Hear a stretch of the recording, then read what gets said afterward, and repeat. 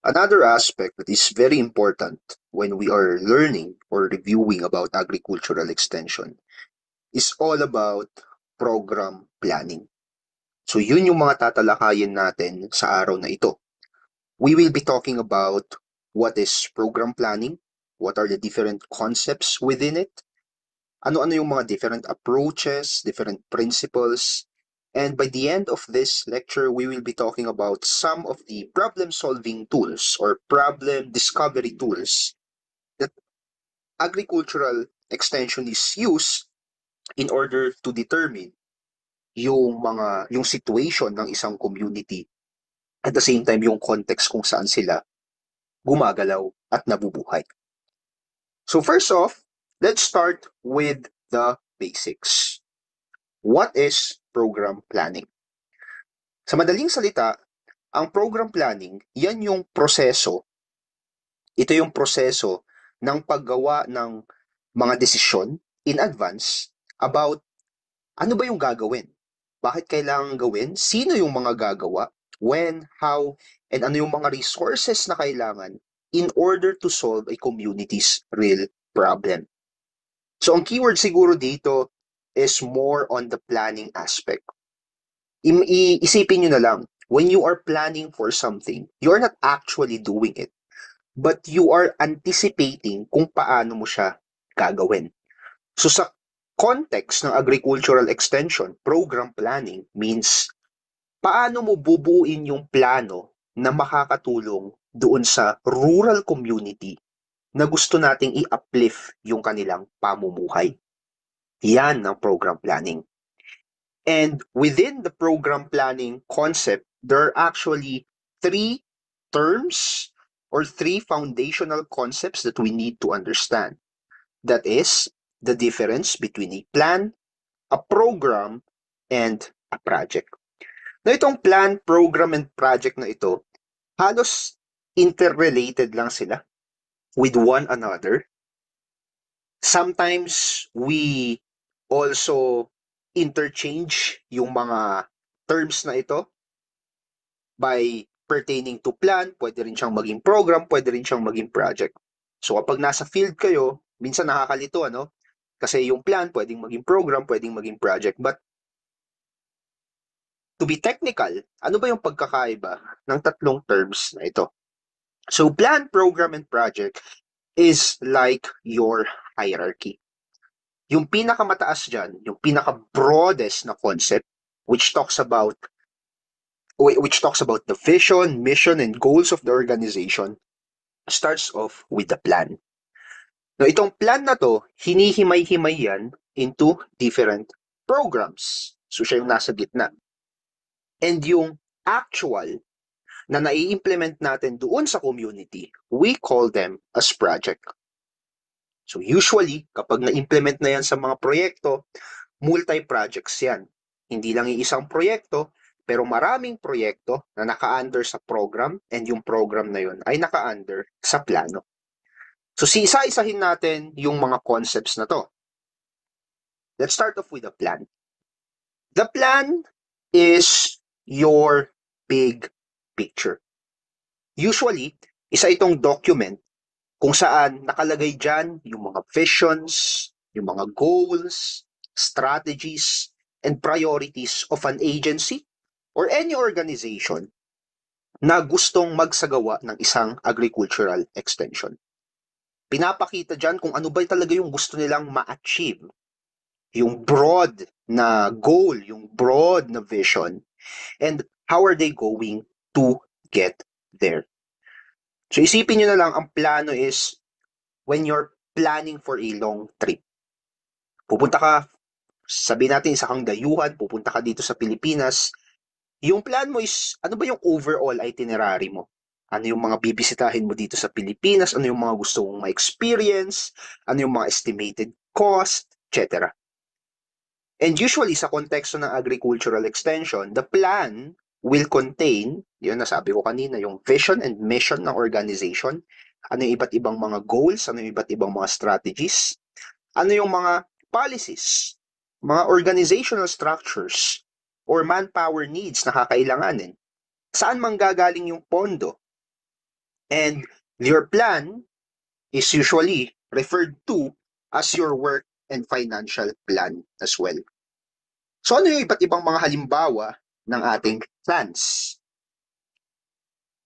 Let's say, ang Palawan nagkaroon siya ng 10-year development plan. So yan ay isang malawakang plano kung paano ba i-develop ang Palawan.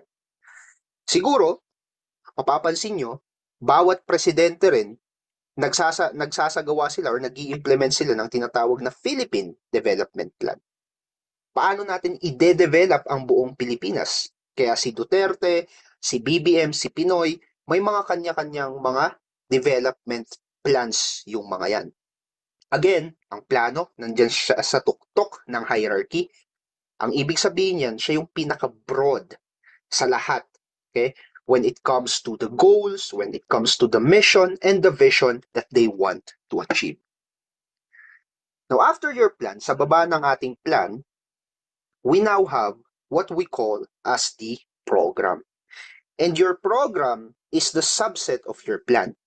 Ibig sabihin, ito ay ang programa ay parte ng plano. So kung mayroon kang broad na plan, sa ilalim yon, nandun yung mga different programs na dapat mong gawin. So ang program, mas focused siya as compared sa plano. Why? Because it operationalizes the plan. Binibreakdown niya yung plano into different clusters of related programs that can work together para ma-achieve yung vision ng ating plano. So balik tayo doon sa analogy ng travel. Magta-travel ka dito sa Pilipinas and you want to explore the 3 main islands in the Philippines, which is Luzon, Visayas, and Mindanao. So kung ang plano mo is gusto mong mag-travel sa Pilipinas, ang program is possibly ano yung mga gagawin ko sa Luzon, Visayas, and Mindanao. So it is already grouped together. You have to understand that the program or the program should translate the plan into a more specific action. And usually, yung mga programa ay napakadami yan. But they are interrelated and nakakonect lagi doon sa plano. And at the same time, it addresses specific socio-economic goals katulad na lamang ng poverty, let's say, health, education, etc. So, ang example dyan would be, like for example, ang DA, meron silang agricultural modernization plan. And kasama sa programa ng plano na yon is yung Rice Productivity Enhancement Program. Now, itong Rice Productivity Enhancement Program, marami pa rayang layers doon sa baba, which we term as project, na pag-uusapan natin sa next na slides. But the program, ang pinaka-component niyan is usually broken down into different themes. So ang plano, for example, development ng Pilipinas. Paano natin ma-achieve ang development ng Pilipinas? You can break it down to different programs. So ano-ano yung mga themes that could relate to the plan of Philippine development? Pwede kang mag-focus, for example, sa infrastructure. Pwede kang mag-focus sa research and development, sa institutional development, sa administrative development. So itong mga themes na to, yan yung nagiging component ngayon ng plan, and we term that as the program. Ngayon, kapag may programa ka na, gusto mo syempre himayin yan into something that could work directly to the people na gusto nating tulungan. And ang tawag naman natin dun sa pinaka-konkreto, pinaka-focused na aspect between plan, program, and project is the project. So I have told you earlier, ito yung pinaka-specific, ito yung pinaka-concrete na unit doon sa tatlong konsepto na to. So very organized yung mga activities dyan and very clear kung ano ba yung gusto nating makuha. Ano ba yung objective? So the objective is measurable, it is clear, it is attainable, etc. Yung mga SMART goals na definition natin. And your project is usually composed of a lot of activities.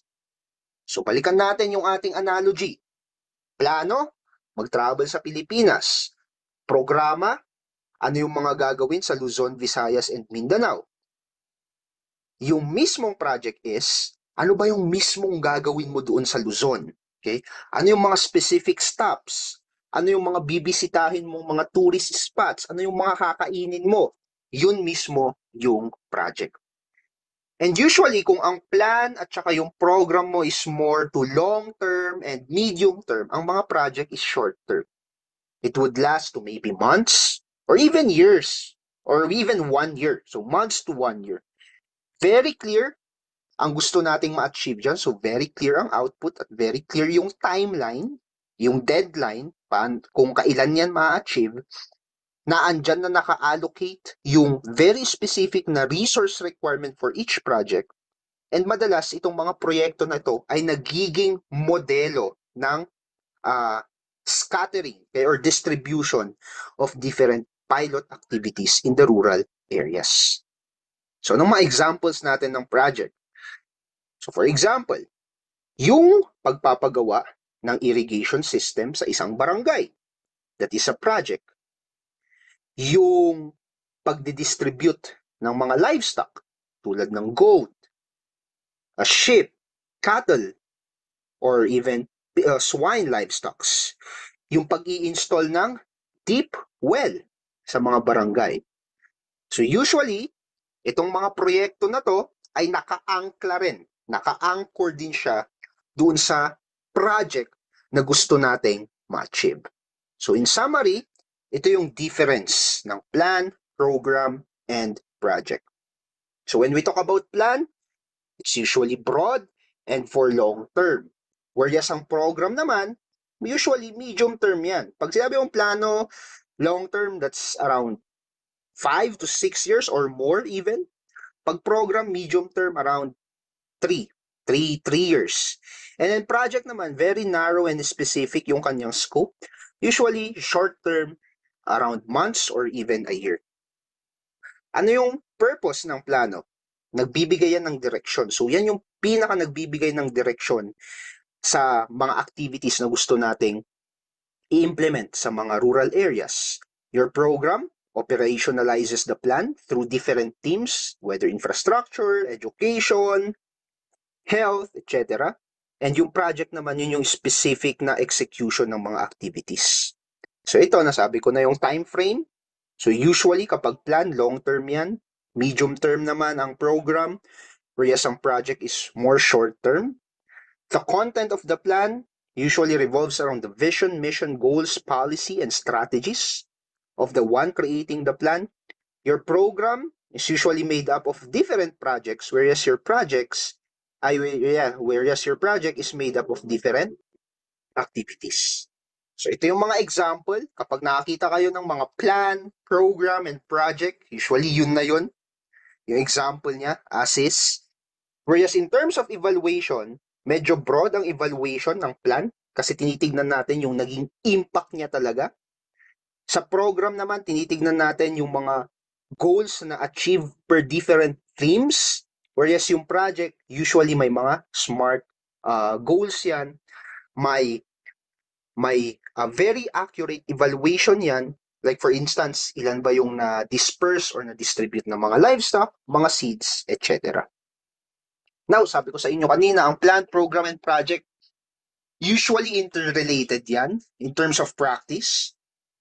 Usually rin, medyo interchangeable yung mga terms na yan.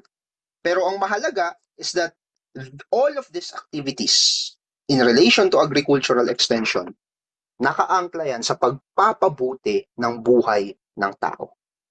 Hindi ka naman gagawa ng isang plano na makakasama sa buhay ng mga tao na constituent mo, right? So, our next topic, we will be talking about, kapag ikaw ay gumagawa ng program, plano, or project, ano ba yung mga different principles, mga values, kumbaga, mga philosophy, na dapat nating bantayan or dapat nating isaalang-alang while we are creating the different plans. So let's unpack it here. First, it should start with the need of the people. Kasi hindi ka gagawa ng plano, hindi ka gagawa ng program or project na hindi naman talaga kailangan ng tao. So planning always starts by analyzing ano ba yung actual na community problems and yung kanilang pangailangan. Hindi lang kung ano yung iniisip ng donor, yung magbibigay ng pondo. Okay? Yun yung danger ng top-down approach eh. Anyways, lagi dapat nasa isip natin kung ano ba yung talagang pangailangan ng community. So there are different ways to do that. Pwede kang mag-conduct ng mga problem analysis tools. For example, SWOT and problem tree. You can involve the community in identifying ano ba yung mga issues nila, ano ba yung dapat i-prioritize, and gaano ba kaluwang yung problema na yon. Like, isang buong bansa ba yung naapektuhan or specific barangay lamang? So that's needs-based programming. Next, tinitignan din po natin yung resources ng community. Kung ikaw ay magsasagawa ng isang plano, programa, or project sa isang community, mayroon ka bang support or mayroon ka bang resources na magagamit doon sa lugar na yon? So tinitignan natin dyan yung mga inputs, tools, ano yung existing technology nila, right? Kasi kahit na napakaganda ng iyong programa, kung hindi naman available yung resources para doon sa programa na yun, hindi rin mag-work yung project natin. Next, which is related to resource availability, is the technological availability and its appropriateness. Ang ginagamit nating technology at ipinapakalat when it comes to agricultural extension is not usually the newest. Kasi kahit na gaano ka-high-tech yan, kung ang technology na ito ay masyadong complex, remember, yung mga different characteristics of technology, complexity, adaptability, relative advantage, etc. So, kahit na gaano ka-advance yung technology naman, kung hindi alam gamitin ng mga tao sa lugar na yun, wala rin siyang silbi. So, instead of using the newest, we need to use the right technology. Yung tama doon sa community na yun. Next, syempre, kailangan pondo. Saan mo kukunin yung pondo? Kasi ang plano naman, hindi yan bigla-bigla na lang sumusulpot na parang kabuti. Ang plano, ang mga programa at ang mga proyekto, kailangan yan ng pondo. So ang tanong dito, saan natin kukunin yung pondo? Kukunin ba natin sa mga international donors, katulad ng USAID, although wala ng USAID ngayon. Anyways, kukunin ba natin sa ibang bansa? Kukunin ba natin sa pondo ng gobyerno, sa pondo ng barangay? I-involve ba natin ang DOST at DA para pondohan ito? So all of these things are very important as well. Kasi kung walang pondo, walang programa. Next, sino-sino yung magiging involved sa pagpaplano? Sino yung mga tao na may passion para solbahin yung problema? Kasama ba dyan yung mga farmers natin, yung mga different cooperatives, yung mga barangay officials, mga LGU officials? So with this principle, we're looking at the people who will be involved in the actual implementation of the program or project. In relation to this, tinitignan din natin yung mga different linkages and partnerships. Now, this is very important sa agricultural extension. Kasi when you are conducting an extension activity, hindi mo lang ini-involve yung mga direct constituent mo. You're also looking at other people, other organizations that might help in the agricultural extension activity. So kapag mas marami, mas maganda. Kasi mas marami silang nakikitang anggulo, mas marami kang pagkukunan ng resources, ng funding, para makatulong dun sa community na gusto nating i-develop or i-improve yung kanilang pamumuhay. Of course, related din sa linkages and partnership, yung coordination and cooperation. So yes, meron kang plano. Yes, may mga different institutional linkages ka. May mga iba't ibang involved. Pero ano-ano yung mga toka nila? So tinitignan na natin dyan yung share of the load. Yung division of labor, kumbaga. Sino ang magpapakalat ng mga seeds? Sino ang magdidistribute ng mga seeds, for example? Sino ang gagawa ng monitoring and evaluation? Sino yung gagawa ng problem analysis, etc. But most importantly, na dapat nating tignan or dapat gumabay sa atin when we're making a plan, a program, or a project is that we are making those activities for the people. Hindi lang tayo basta-basta magagawa ng tulay, for example. Dapat yung tulay may silbi. Para kanino? Para sa tao. So, ang mga different projects, programs, plans that we are doing should always prioritize human development. Lalong-lalo na dito sa Pilipinas, development of those marginalized sectors, katulad ng mga tao sa rural areas like our farmers, our indigenous people, our youth. And aside from that, when you have implemented the program, dapat mayroon kang sustainability perspective. Which means, paano kapag natapos yung project? Ibig bang sabihin nun, tapos na? Right? Paano pag naubos yung pondo? Hindi na ba magtutuloy yung project? So that's what we're talking about when it comes to sustainability. Will it last? That's the question. Tatagal ba? Right after implementing that specific project, kaya bang isustain ng community for years and years at maipamana pa nila sa kanilang magiging anak? And finally, when we're talking about projects, plans, and programs, the objectives should be more than smart. It should be smartest. It should be specific, measurable, achievable, realistic, time-bound. It should be encouraging, satisfying, and transforming. So yan yung iba't ibang mga principles that guides us when we are creating a plan, program, or a project. Siguro, para sa akin, ang pinaka-importante dito is that the plan, program, or project is to be done by always incorporating the people. Kasi at the end of the day, ang pinagsisilbihan naman natin ay hindi yung mga different buildings, different infrastructures, different politicians. Ang pinagsisilbihan natin is yung development ng mga tao. So here's another summary of the different principles, what are the key ideas, and some examples related to the principles that we have discussed. So, pag-usapan na natin yung different concepts about programs, projects, and plan. We are now guided with the principles or with the spirit that helps us to develop the right plan for the people.